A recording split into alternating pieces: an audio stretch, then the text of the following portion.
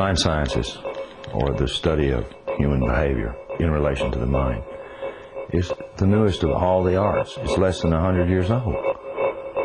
And it is by far the one that is most cloaked in secrecy.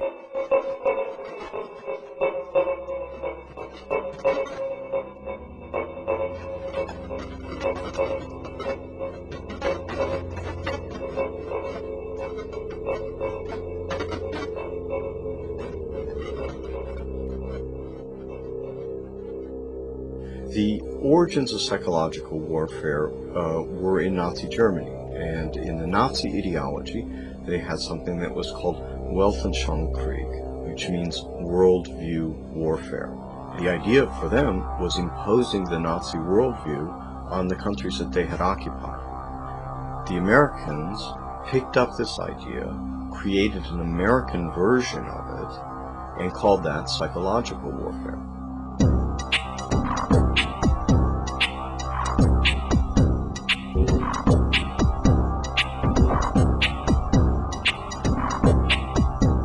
In trying to understand psychological warfare and in trying to understand the American approach to the post-war efforts to control people's minds, both as individuals and on a mass scale, there's a lot of illusions about how that was done. Were Nazis involved in that process? Yes, they were. Project Paperclip was a United States government-sanctioned CIA operation for the importation of Nazi and fascist scientists into the United States.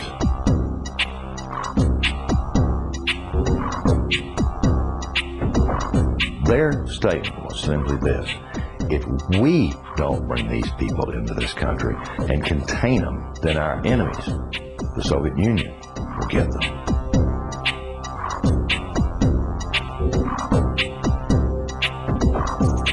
The first wave was to bring these scientists. There was 700-odd propulsion scientists, and then there were some 600 and some odd mind sciences people that they brought in. The CIA was given the responsibility of actually placing the individuals out of Project Paperclip into the military-industrial complex, including our colleges and universities.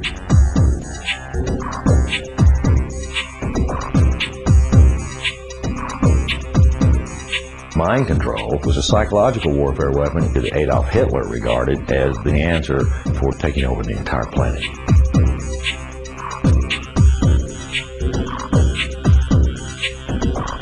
The name for the mind control research in this country was MK Ultra.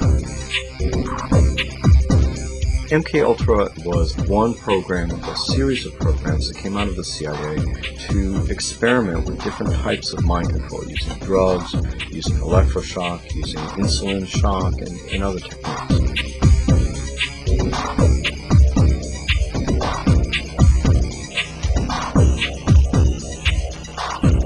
I think that the goal for those people who planned the program was very straightforward. It was an attempt to figure out a way to interrogate people and to learn how to protect their own agents against control by others.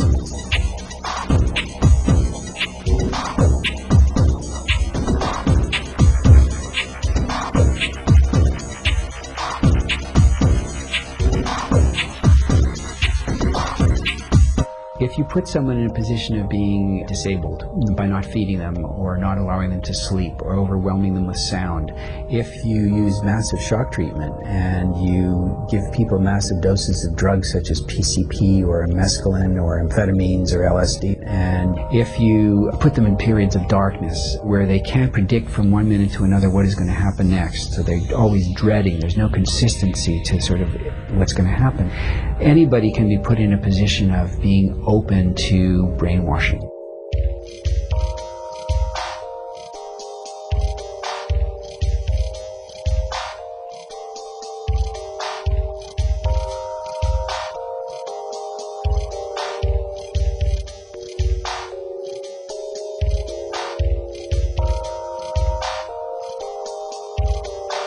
Ewan Cameron was probably the foremost psychiatrist of his time in the 1950s. He was using high-tech sound techniques. He was using multiple kinds of loop recorders to force people to listen to recorded messages 24 hours a day for weeks on end to basically destroy people's thinking patterns.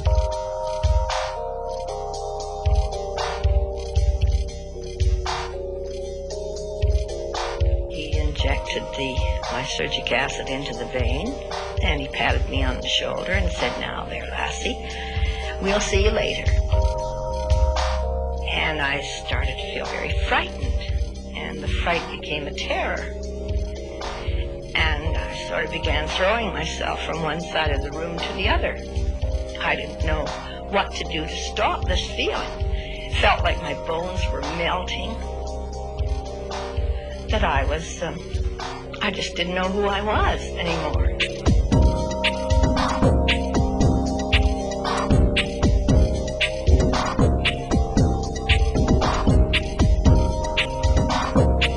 This is not just break-ins of people's homes. It's not just invasions of privacy by illegal wiretapping. This is an invasion of a person's mind.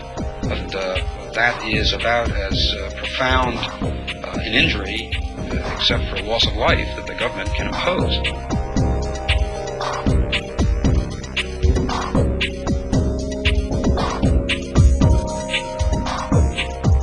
This was a post-Nazi program, if you will.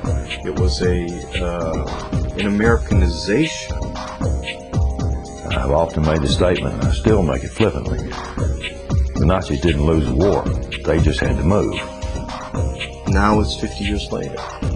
Now they're much more clever, much more sophisticated. They have a lot more money to spend.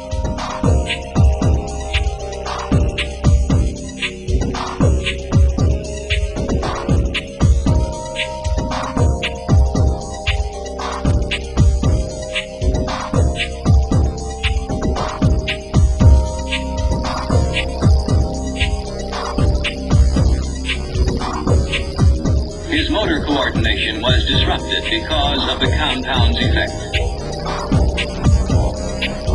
Although his vision was not impaired, he found it difficult to focus his attention on the next objective. His physical actions were noticeably slower.